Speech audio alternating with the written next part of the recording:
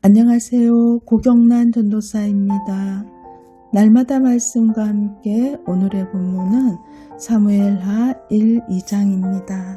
사무엘하는 전체가 다윗에 대한 스토리입니다.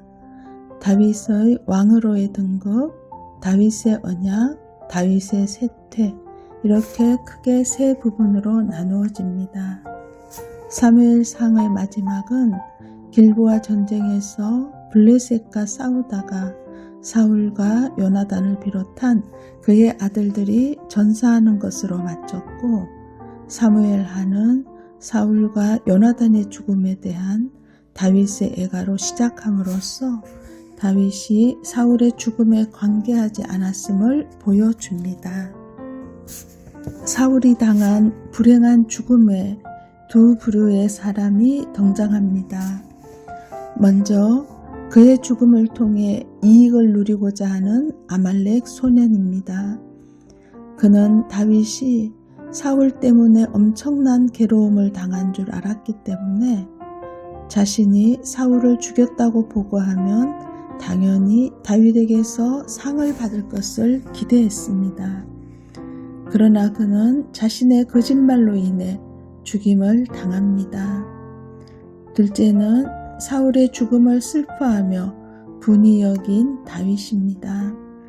다윗은 실상 사울이 당한 불행을 기뻐할 수도 있었지만 진심으로 슬퍼하면서 사울 왕에 대한 예우를 끝까지 잃지 않는 모습을 보여줍니다. 다윗은 사울 왕을 하나님께서 기름 부으신 자로 인정하고 하나님이 자신을 연단시키시기 위해 쓰시는 도구로서 겸허히 받아들였기 때문에 사울에 대한 정오심에서 자유로울 수 있었고, 그의 불행을 진심으로 슬퍼할 수 있었던 것입니다.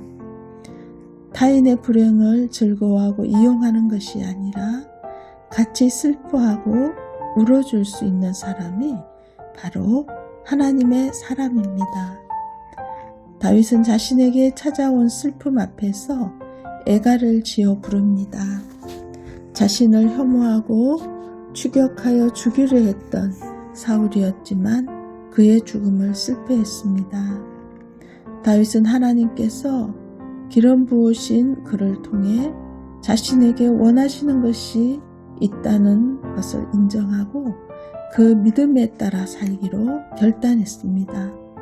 그러므로 사울에 대한 분노와 복수심에서 자유로워졌고 하나님의 심판에 의해 죽어간 사울을 진정으로 불쌍히 여길 수 있었습니다.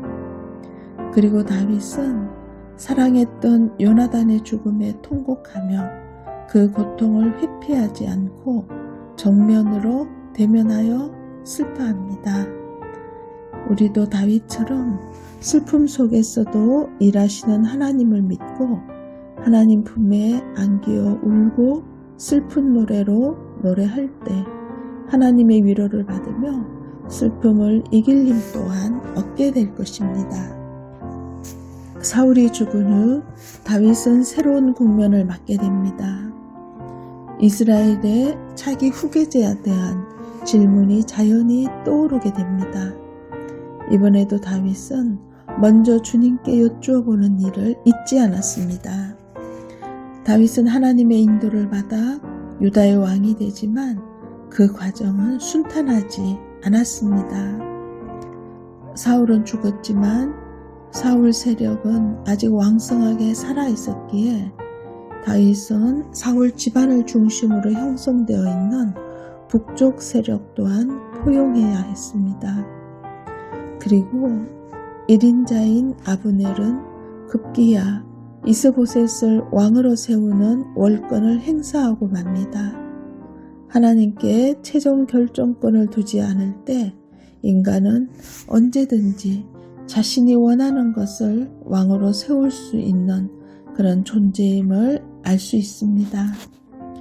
다윗이 유다의 왕으로 이스보셋이 이스라엘의 왕으로 등극했다는 것 자체가 갈등을 암시합니다. 결국 이러한 갈등은 요압 대 아브넬의 싸움으로 발전되어 피비린내라는 전쟁의 참상을 가져왔습니다. 양측은 각각 12명의 군사를 출전시켜 서로 머리를 잡고 옆구리를 칼로 찔렀습니다.